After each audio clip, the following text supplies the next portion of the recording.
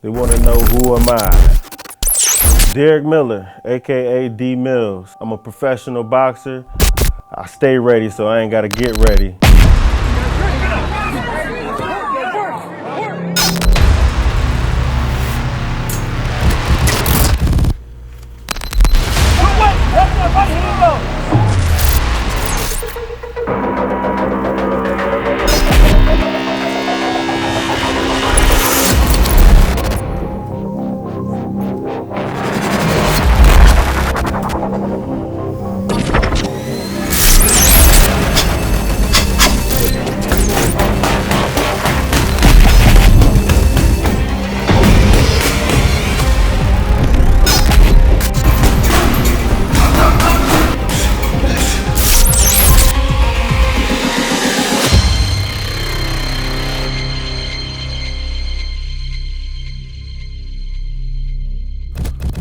Boxing started for me back in 2004.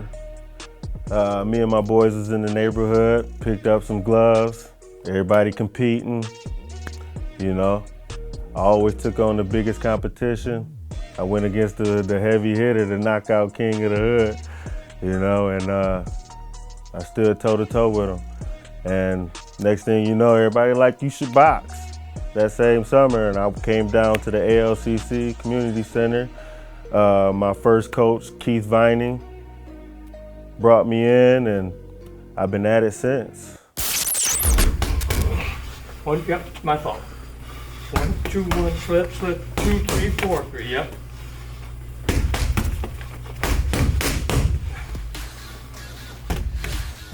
Boxing don't really make you money in the beginning, you know? Especially if you don't win that Golden Glove title. And that's what I was chasing, you know, chasing a Golden Glove title. What really kept me driven was really the community. It was really the community. They was showing up, showing out, you know, they was supporting me. And that's pretty much how I got it. I remember in the beginning, like, it was tough.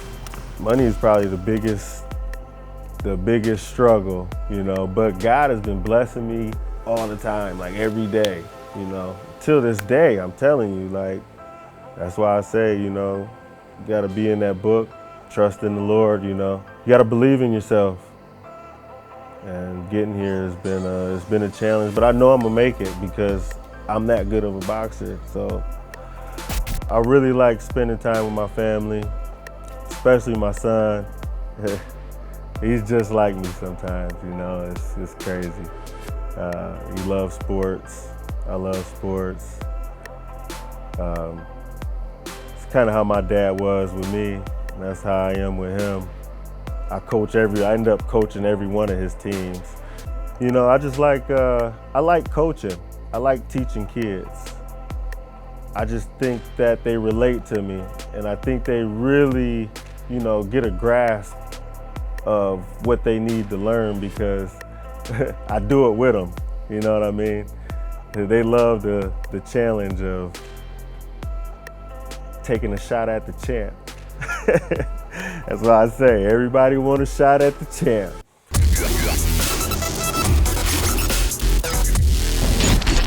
I remember a fight that kind of sticks out.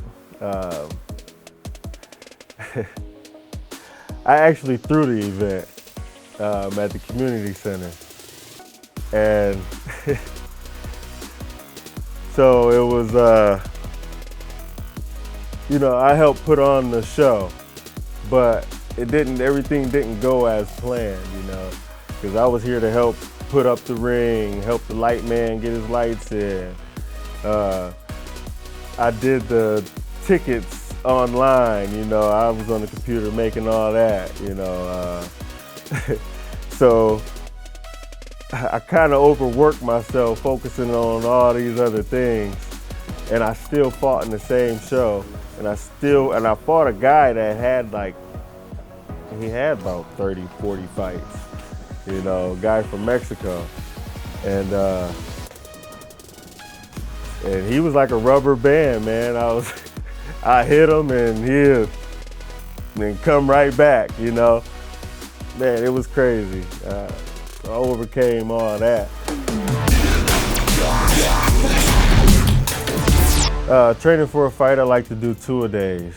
I like to train in the morning and I like to train at night, you know, around fight time, because our bodies get used to, you know, being up at certain times. So that's one thing my coach always told me, you know. Pretty much run 5 days a week at least, few miles, sprinting. I like to hit the bag. I really get a lot out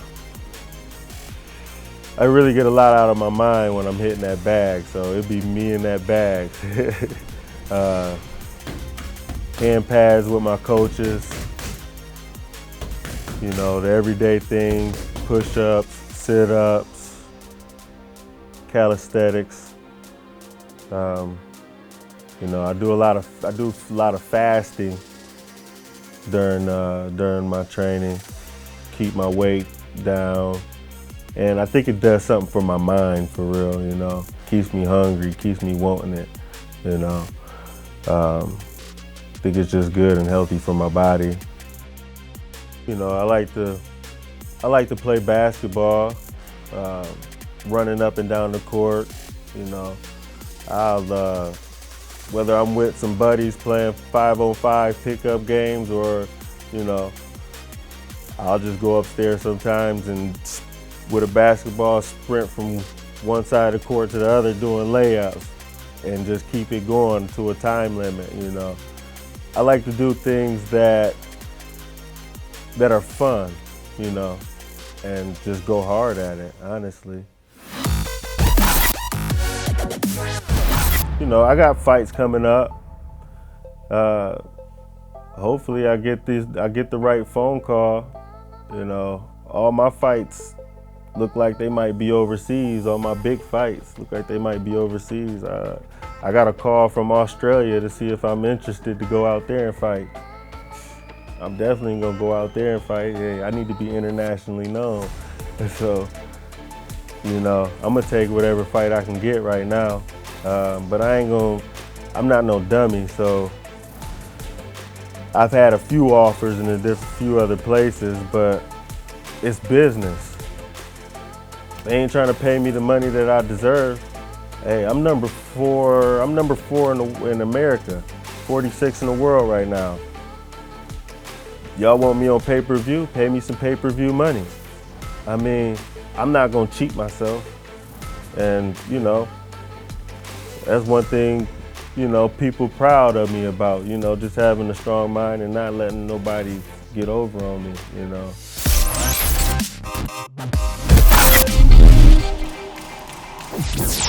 Thing I would have to tell young boxers coming up is, you know, it's okay to be selfish sometimes. You gotta take care of yourself before you know, so you can take care of other people around you. Make sure you got, like my dad would always tell me, make sure you got the right equipment. Make sure you got the right gear. So when you perform, you can perform the best you can. So my dad always made sure that I always had the right tools with me. You know, following your dreams it's not always the easiest thing. You might feel like you're cursed and you're never gonna get there.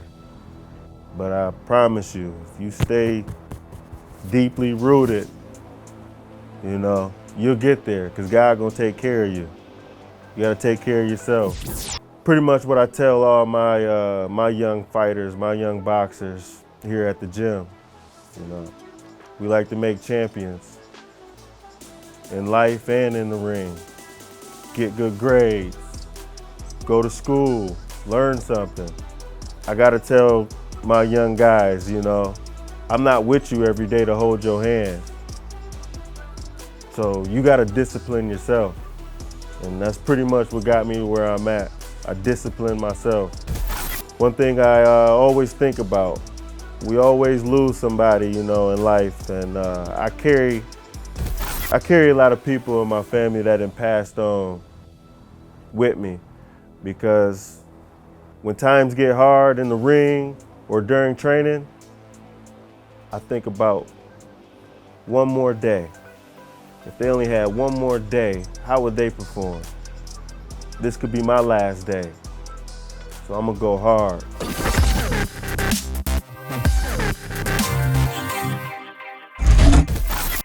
I'd like to be known for my record, undefeated, the champ, you know? The guy with a world title, not just one world title. I want to be known to be the undisputed champ, where I know ain't nobody in my weight class can beat me. And I guarantee you, whoever it is, I would really love to beat Alexander Usyk. You know, he was one of the guys in my weight class that dominated the weight class real quick, got out. I think he up at heavyweight or something now, but I know I could beat him. And you know, everybody thinks it's impossible, but I know I could beat a guy like that. There's really nobody I don't think that I can't win with, you know. I think my mind is a lot stronger than a lot of these guys. Boxing is my #1 thing right now, and everybody want to see me be world champ, and all I need is that shot. All I need is that shot. Y'all give me one shot on TV. Y'all pay me that money that I deserve. Y'all, you know, all y'all promoters out there, I'm the baddest man in it. And that's how I feel every time I step in the ring. I'm comfortable. I'm the baddest man in this game, and I know it's not nobody that's out there that's gonna beat me, man. I'm confident about it.